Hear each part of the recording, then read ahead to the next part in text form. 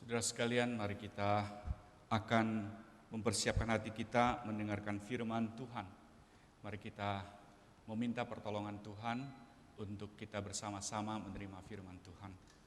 Kami datang kepadamu, ya Bapa di sorga. Kami ingin belajar dan menerima kebenaran Tuhan. Biarlah Engkau yang menyapa setiap kami dengan firman-Mu, dengan kebenaran-Mu yang mengubahkan, yang memberikan hidup kepada kami. Terima kasih untuk kesempatan ini. Biarlah Roh Kudus yang bekerja di dalam hati setiap kami, supaya firman itu membuahkan buah-buah iman, buah-buah pertobatan yang kami boleh persembahkan kepada Tuhan, menyaksikan kehadiran Tuhan di dalam hidup kami, dan memberitakan Injil kepada mereka yang belum percaya. Kami mohon pertolongan-Mu dari awal sampai akhir ini, Tuhan saja yang mengurapi. Dalam nama Tuhan Yesus Kristus kami berdoa. Amin. Silakan duduk, saudara.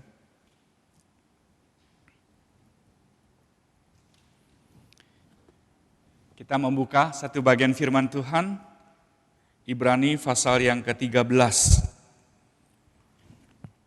Ibrani ada 13 pasal dan ini pasal yang terakhir. Kita membaca ayat pertama dan ayat yang kedua saja untuk menjadi satu perenungan pada pagi hari ini. Ibrani pasal yang ke-13, ayat pertama dan ayat yang kedua. Saudara yang sudah membuka, mari kita menyimak bersama firman yang akan kita renungkan pada pagi ini. Ibrani 13 ayat pertama, peliharalah kasih persaudaraan. Jangan kamu lupa memberi tumpangan kepada orang, sebab dengan berbuat demikian, beberapa orang dengan tidak diketahuinya telah menjamu malaikat-malaikat. Sampai di sini pembacaan firman Tuhan dalam rangka Prapaskah, saudara. Tuhan memberikan kepada kita satu perintah untuk mengerjakan sesuatu. Dan sesuatu itu adalah yang kita baca dari Ibrani pasal 13 ayat 1 dan 2. Tema kita hari ini memelihara kasih persaudaraan. Saya kira sudah tidak asing lagi di dalam gereja kita saling memanggil satu sama lain dengan sebutan saudara. Benar ya? Saudara Daud, saudara Nathan, atau saudari Marta dan sebagainya. Nah, pada waktu saudara atau Anda dipanggil saudara oleh orang yang lain, ada enggak dalam hati saudara protes begini? Kenapa sih dia panggil saya saudara? Emang ada hubungan keluarga apa saya sama dia? Ada yang pernah protes begini enggak? Saya kira enggak, saudara. Ya, karena panggilan itu sudah merupakan sesuatu panggilan yang umum, sudah biasa. Kenapa harus protes? Lagi pula memang tidak salah kok kalau kita memanggil orang lain ya sebagai saudara. Karena memang kita bersaudara. Kita bersaudara di dalam Tuhan. Kita bersaudara sebagai sesama anggota tubuh Kristus, di mana Kristus adalah kepala dan kita adalah anggotanya. Jadi kalau ada orang yang memanggil engkau saudara, bersukacitalah. Kalau ada orang tanya, emang dia saudara kamu? Jawabnya, iya, saudara seiman di dalam Tuhan. Kan sudah ada lagunya. Dalam Yesus kita bersaudara sekarang dan selamanya. Betul kan? Coba kita nyanyi lagi lagu ini ya. Dalam Yesus kita bersaudara. Ya, pemusik tolong. Supaya mengingatkan kita adalah saudara ya. Sudah lama kayaknya tidak nyanyi lagu ini. Dalam Yesus. Dalam Yesus kita bersaudara. Dalam Yesus kita bersaudara. Dalam Yesus kita bersaudara. Sekarang dan selamanya. Dalam Yesus kita bersaudara. Terima kasih. Nyanyian saudara di rumah terdengar sampai di sini. Memang kita adalah saudara di dalam Yesus. Cuman persoalannya Bapak Ibu, Kita ini seringkali memanggil orang saudara. Tetapi apakah dalam tindakan kita betul-betul kita memperlakukan orang yang kita panggil saudara itu sebagai saudara dalam tindakan? Kalau panggil mah gampang ya, cuman panggil saudara aja kok.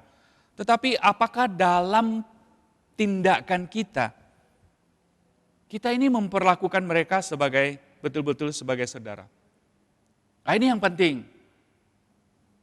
Coba kita bertanya kepada diri kita sendiri, bagaimana sih relasi saya dengan saudara-saudara seiman di dalam gereja sampai saat ini? Bagaimana ya relasi saya dengan orang-orang dalam gereja yang saya kenal? Bertahun-tahun saya ke gereja, bagaimana ya relasi saya dengan mereka? Saya kira kebanyakan ya relasi yang ada hanya relasi di permukaan. Tidak mendalam, saudara.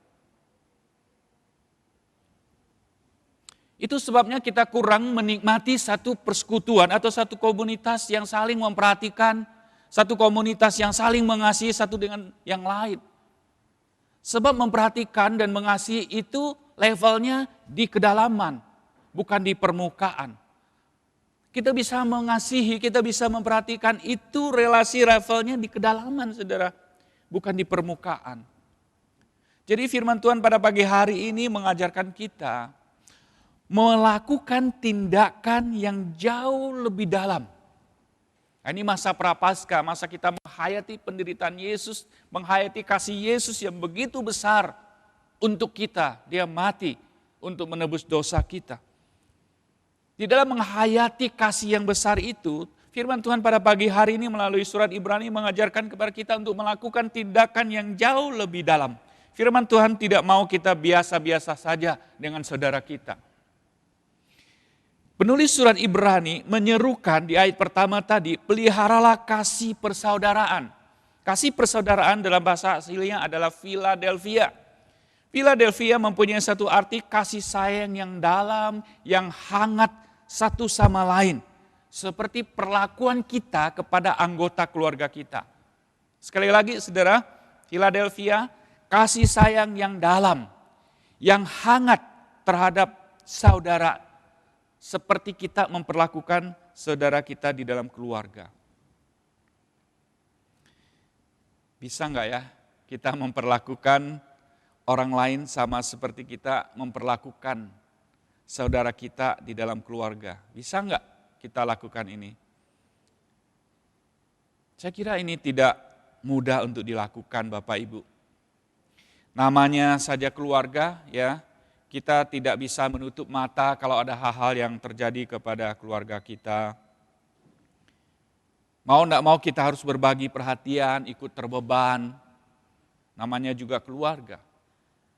Nah, kita memperlakukan keluarga kita dengan sikap seperti itu. Tetapi kalau orang lain, bisa enggak kita memperlakukan mereka seperti kita memperlakukan saudara kita? Jangan cuma di mulut panggil saudara, tetapi di dalam tindakan jauh dari tindakan sebagai seorang saudara. Kenapa saudara? Karena kita berpikir, lah mereka ini kan bukan siapa-siapanya saya. Tidak ada ikatan keluarga.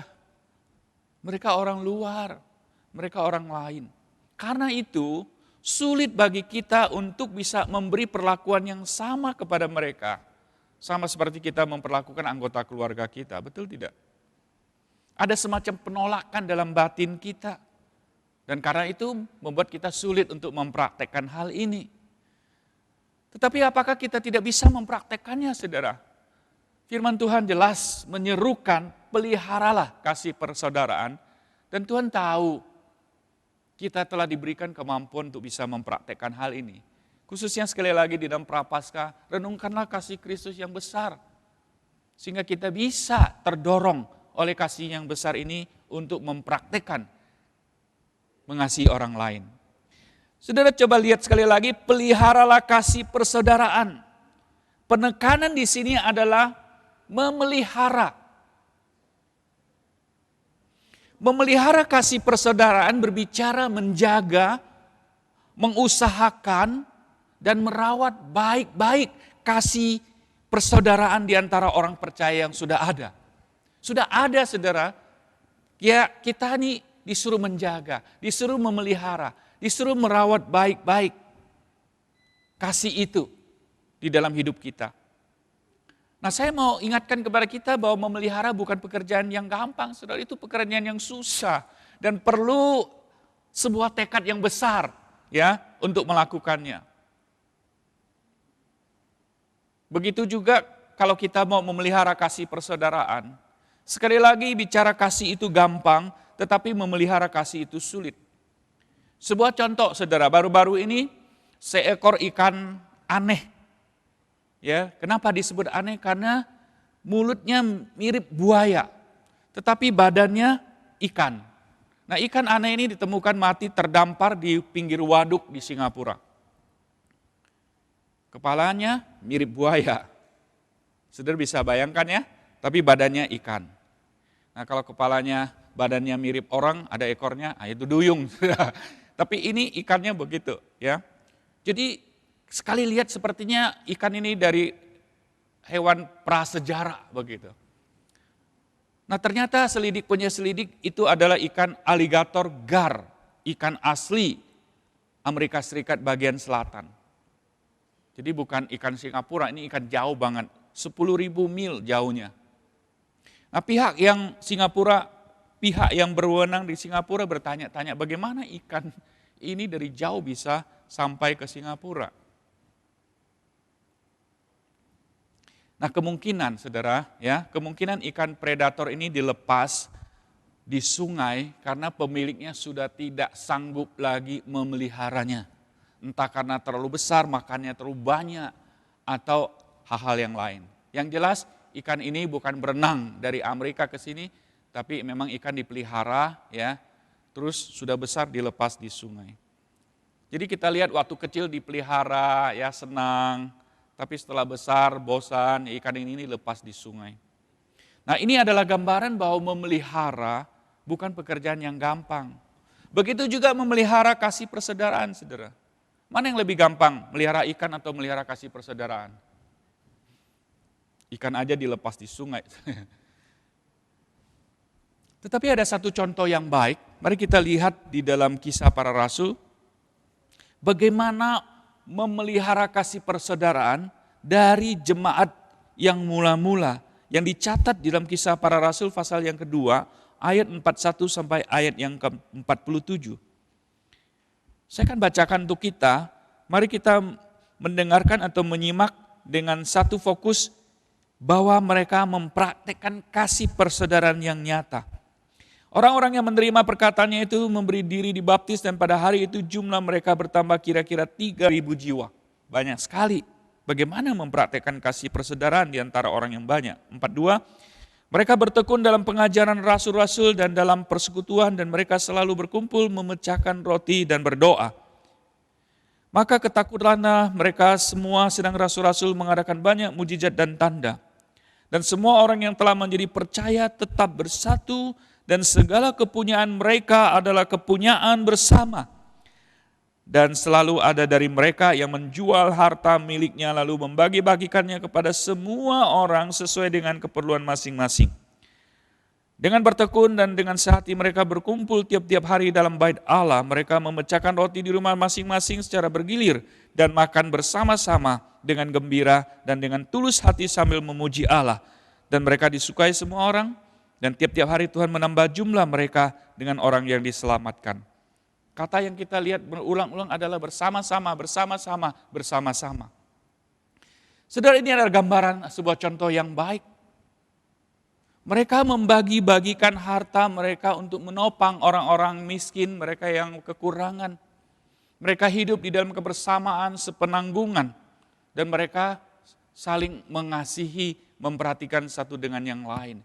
Persaudaraan mereka terjalin begitu dalam. Dan kasih Kristus mengikat mereka sebagai saudara tanpa memandang suku, sosial budaya, ekonomi, dan sebagainya. Nah, apakah kita memiliki sikap hati yang demikian? Jemaat yang mula-mula mempraktekkan kasih persaudaraan dengan cara seperti itu. Menjual apa yang mereka punya, rela uangnya dibagi-bagikan. Ini sesuatu pengorbanan yang besar. Tapi itulah kasih persaudaraan Philadelphia yang mereka tunjukkan dan menjadi satu contoh bagi kita saat ini. Mari kita lihat lebih lanjut di ayat yang kedua dari Ibrani tadi. Di sini penulis Ibrani mengkaitkan dengan satu kisah. Jangan lupa kamu memberi tumpangan kepada orang, sebab dengan berbuat demikian beberapa orang dengan tidak diketahuinya telah menjamu malaikat-malaikat. Betapa pentingnya memelihara kasih persaudaraan itu, sehingga dengan melakukannya berarti bagai sedang menjamu malaikat-malaikat. Nah saudara, kalau kita membaca ini kita terpikir kisah ini diambil dari kisah Abraham atau Lot di dalam Kejadian pasal yang ke-18 bercerita tentang Abraham. Satu sore Abraham sedang duduk depan kemahnya, hari sangat panas. Kemudian datang 3 orang lewat pintu kemahnya itu dan berdiri di dekatnya. Sudah menjadi sebuah budaya pada waktu itu kalau ada orang asing yang lewat, maka orang yang melihat orang asing yang lewat itu berusaha untuk membantu, menolong atau mengundang ke rumahnya. Nah Abraham juga seperti itu, ketika dilihat ada 3 orang berjalan di panas sore, panas yang terik, Abraham bersujud di depan 3 orang itu dan mengundang ke rumahnya. Abraham berlari menyongsong mereka, lalu mengundang mereka untuk singgah sejenaklah di rumahku, sekedar minum-minum, ya makan supaya kuat kembali untuk melakukan perjalanan. Dikatakan Abraham menjamu mereka itu. Abraham tidak tahu siapa mereka, tapi Abraham tahu bahwa mereka butuh atau bisa menawarkan ya satu kebaikan kepada mereka. Dan ternyata Alkitab mencatat yang dijamunya adalah malaikat. Maka Ibrani di sini mengutipnya dengan berbuat demikian beberapa orang dengan tidak diketahuinya telah menjamu malaikat-malaikat. Saudara pernah menjamu malaikat enggak? Enggak ya? Ya sama, saya juga tidak pernah menjamu malaikat. Abraham juga tidak tahu bahwa yang dijamunya adalah malaikat. Tetapi saudara, apakah kita perlu mencek identitas seseorang dulu baru kita bisa melakukan kebaikan buat dia? Kita tanya dulu, tanya dulu ya, kamu malaikat bukan? Aku hanya bisa menjamu malaikat. Tentu tidak saudara, seperti itu. Ya, bersyukur walaupun saya bukan malaikat, tapi saya sering menjamu saudara. Maksud saya menjamu itu minum jamu. Tidak perlu saudara kita mencari sesosok yang berkilauan dengan sayap yang putih untuk dijamu. Tidak perlu. Abraham juga tidak tahu bahwa yang dijamunya adalah malaikat. Tapi Abraham menunjukkan sebuah kebaikan, sebuah kasih persaudaraan kepada orang-orang yang lewat. Dan Yesus berkata bahwa segala sesuatu yang kamu lakukan untuk salah seorang dari saudaraku yang paling hina, kamu telah melakukannya untukku. Apa yang kamu lakukan sesuatu kepada orang yang paling hina, saudaraku yang paling hina, yang paling tidak bisa membalas kebaikanmu itu, kamu telah melakukannya untuk aku. Jadi tidak perlu kita menunggu kesempatan malaikat datang atau mengecek identitas apakah dia malaikat itu dijamu. Tuhan sudah memberitahukan kepada kita, lakukanlah sesuatu kepada seorang yang paling hina. Kamu bukan melakukan untuk dia, memang dia yang terima. Tapi aku menilainya engkau melakukan untuk aku. Ini cara pandang yang mesti kita punya supaya kita bisa melakukan tindakan kasih persaudaraan. Memberi makan orang lapar, memberi minum orang yang haus, memberikan tumpangan, walaupun tidak lazim ya di zaman kita memberikan tumpangan, memberikan pakaian, melawat mereka, mengunjungi orang-orang yang menderita, yang sakit, itu sama artinya melakukan semua itu untuk Tuhan. Jangan pernah kita menutup mata terhadap saudara kita yang sedang menderita dan memerlukan. Gereja kita, ya Sinode GKY juga berusaha melakukan hal ini.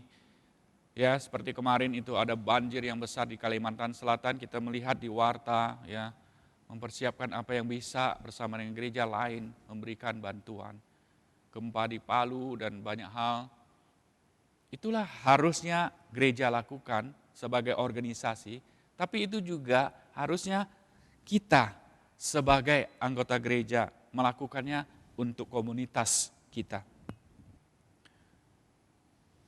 Ada hal yang menarik di sini, saudara, kalau kita lihat mengapa penulis Ibrani ini menuliskan pertama peliharalah kasih persaudaraan, lalu ayat yang kedua dikaitkan dengan Abraham yang menjamu malaikat. Saya melihat di sini ada satu indikasi bahwa orang yang melakukan kasih persaudaraan kepadanya Tuhan menjanjikan berkat. Tuhan menjanjikan berkat kepada setiap orang yang mau mempraktekkan ayat pertama, peliharalah kasih persaudaraan. Ternyata malaikat yang dijamu Abraham, kalau kita membaca kisahnya, dia datang membawa kabar berkat yang besar bagi Abraham pada waktu itu. Setelah makan, lalu malaikat itu berkata kepada Abraham, tahun depan aku datang, kamu akan mempunyai anak. Abraham itu sudah tua, Sarah juga sudah tua. Maka Sarah dengar, dia ketawa. Dalam kemah ketawa-ketawa. Lalu malaikat itu tegur, kenapa Sarah ketawa? Sarah bilang, enggak, saya enggak ketawa. Benar kamu ketawa. Ya gitu. Malaikat yang dijamu Abraham datang membawa berkat kepada Abraham bahwa Abraham akan mendapatkan anak di masa tuanya. Sarah yang mandul akan melahirkan. Ini berkat yang luar biasa bagi Abraham, dan saya percaya Tuhan juga menjanjikan berkat bagi setiap orang yang mau memelihara, mau mempraktekkan kasih persaudaraan dalam hidupnya. Amin, saudara. Ini adalah janji Tuhan. Ternyata nasihat dari surat Ibrani ini begitu relevan bagi kita saat ini. Khususnya di tengah dunia yang egois. Kasih kepada saudara seiman itu semakin luntur. Tuhan mengingatkan kembali kepada kita, dalam dunia yang individualis, yang egois, kasih terhadap saudara harus semakin kelihatan, harus semakin cetar. Bukannya hilang atau dingin.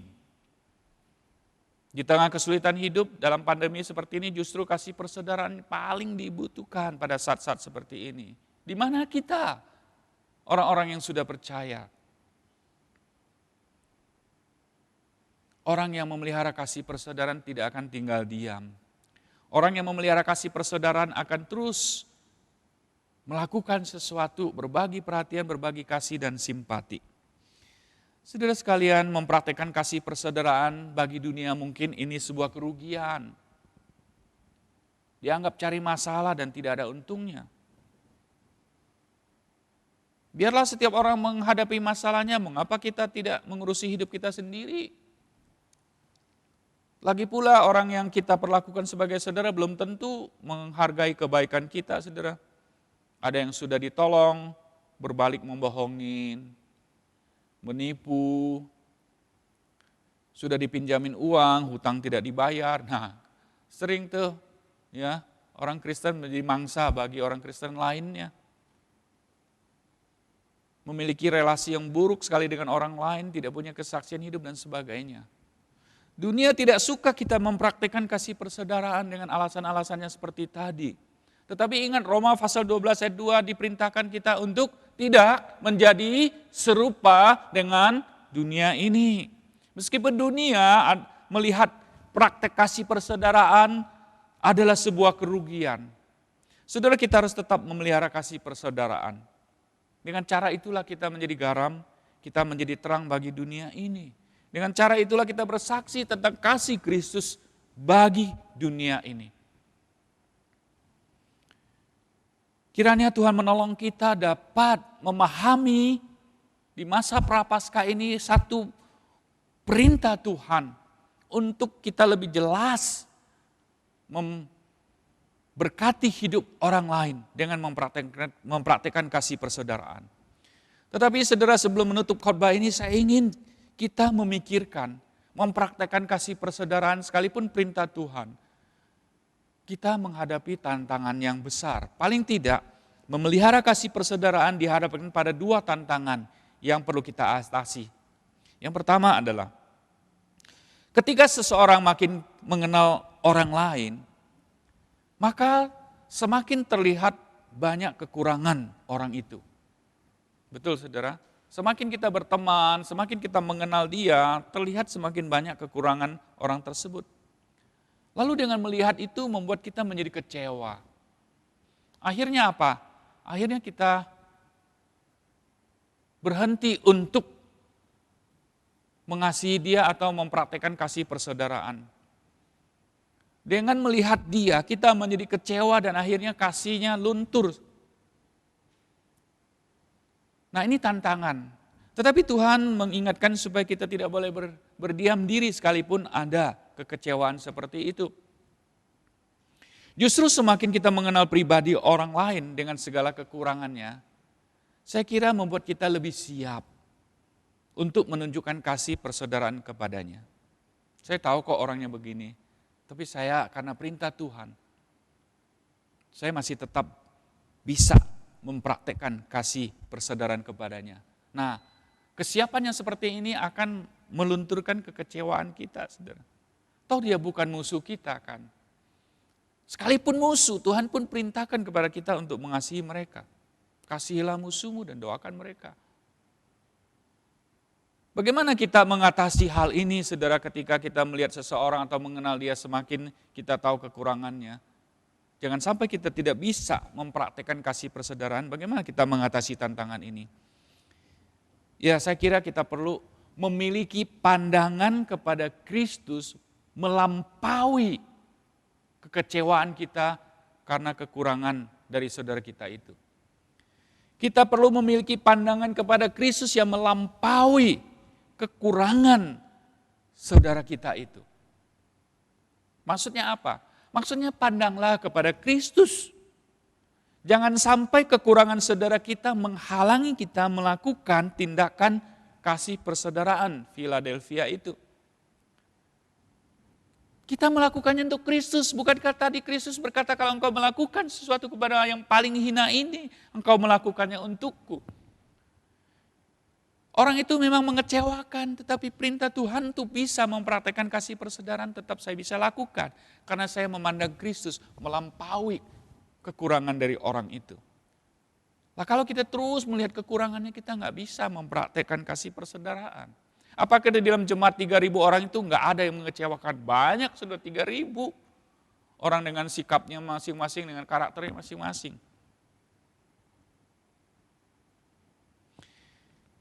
Saya percaya kalau kita bisa bersikap demikian, Tuhan akan menolong, memampukan kita untuk bisa mengasihi orang lain.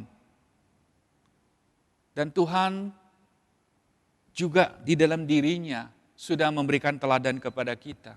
Teladan apa, saudara? Ya, bukankah kita juga sering mengecewakan Tuhan? Tetapi Tuhan tidak membiarkan kekecewaan membuat dirinya diam. Tuhan tetap mengasihi kita sampai saat ini. Berapa kali engkau mengecewakan Tuhan, tapi Tuhan tetap mengasihimu. Kita bisa menghadapi tantangan ini dengan satu sikap, memandang Kristus melampaui kekurangan dari teman-teman kita. Pandanglah Kristus, bukan memandang kekurangan dari saudara kita. Hal yang kedua yang menjadi tantangan kita adalah diri kita. Kita harus mewaspadai sikap egois dalam diri kita. Ini sangat nyata dan ada, hidup yang berpusat pada diri sendiri. Karena kita berpikir kita menutup diri dan tidak perlu orang lain, tidak mau mengetahui urusan orang lain. Saudara, kita tidak diminta campur tangan dalam hidup orang lain, kita cuma diminta untuk memperlakukan mereka sebagai saudara. Kadang di dalam egois kita merasa tidak perlu orang lain, kita hanya memikirkan kepentingan diri kita sendiri. Tidak peduli kepentingan dan perasaan orang lain. Oh tidak, saudara, kita ini adalah sesama anggota tubuh Kristus. Tidak bisa kita menutup mata terhadap anggota tubuh yang lain. Kalau jari ujung ini sakit, seluruh tubuh kita sakit. Tidak bisa kita tidak merasakan sakit itu.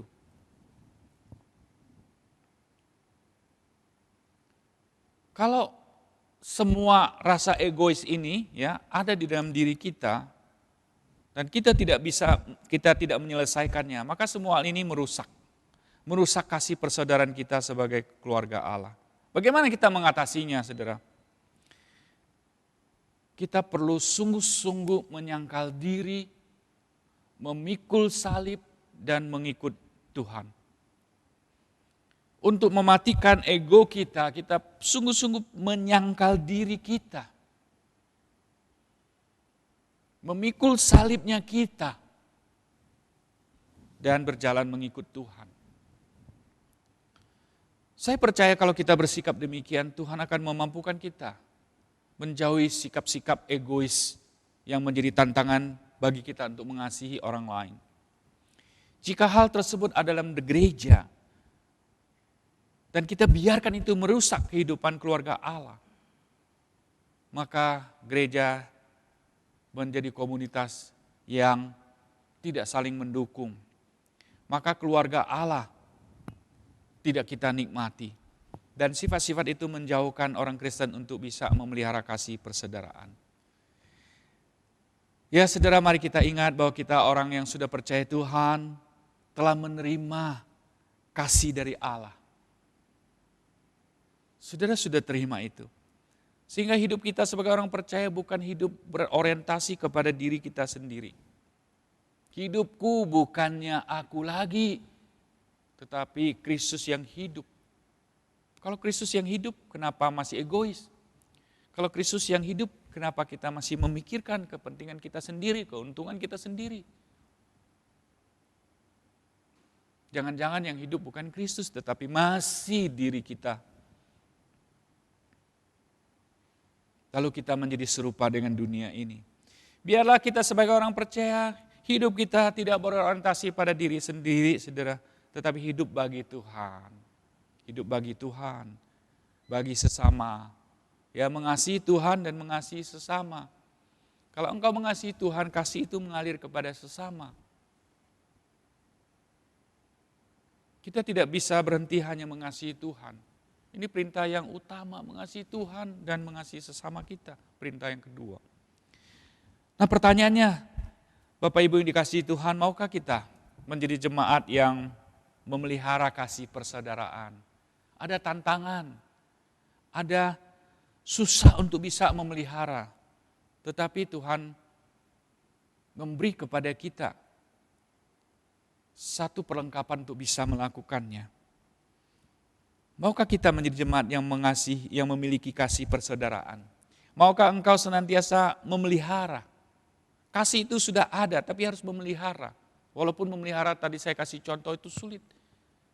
Itu bagian kita untuk melakukannya. Maukah kita saling memperhatikan satu dengan yang lain di antara kita? Marilah berdasarkan firman yang kita dengar ini kita menunjukkan sikap ramah tamah satu dengan yang lain seperti Abraham yang menjamu orang yang lewat di depan kemahnya, itu sikap yang ramah tamah, sikap peduli. Saya kira inilah yang Tuhan perintahkan dan Tuhan mau kita lakukan. Di masa prapaskah merenungkan kasih Tuhan yang besar. Biar kasih itu berdampak besar bagi kita dan menimbulkan satu dorongan yang besar untuk mengasihi orang lain dengan terus memelihara kasih persaudaraan itu. Jika engkau mengasihi Tuhan dengan segenap hatimu, alirkanlah kasih itu kepada orang lain di sekitar kita. Biarlah doa saya adalah seluruh jemaat GKI Balikpapan menjadi jemaat yang memelihara kasih persaudaraan. Sehingga banyak orang percaya kepada Tuhan. Tuhan menambahkan jiwa-jiwa yang baru karena kesaksian hidup dari jemaatnya yang luar biasa. Mari kita lakukan hal ini, biarlah kita pelihara, kita jaga, rawat baik-baik. Sebab di dalamnya ada berkat yang Tuhan janjikan kepada setiap orang yang mau melakukan firman-Nya. Amin. Kita berdoa bersyukur untuk firman Tuhan yang kita dengar pada pagi hari ini. Bapa, kami datang kepadamu. Engkau memberikan kepada kami satu perintah untuk memelihara kasih persaudaraan. Di tengah-tengah kami tidak mampu mengasihi, kami mohon Tuhan tambahkan kasih di dalam hati kami. Di tengah-tengah kami khawatir, bagaimana memelihara kasih persaudaraan, bagaimana menunjukkan kepada orang lain.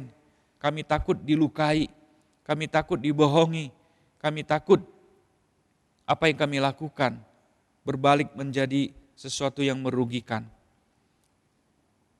Tuhan, berilah kepada kami satu pandangan hanya tertuju kepada Kristus.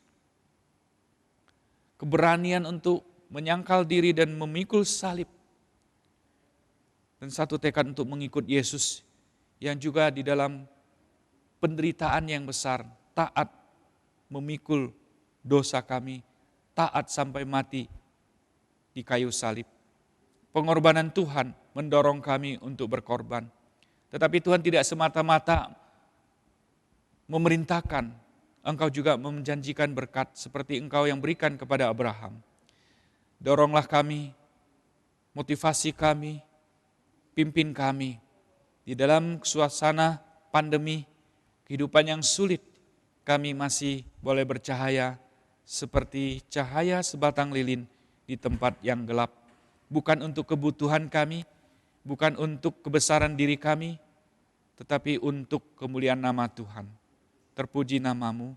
Dalam nama Tuhan Yesus, kami bersyukur untuk firman-Mu. Haleluya. Amin.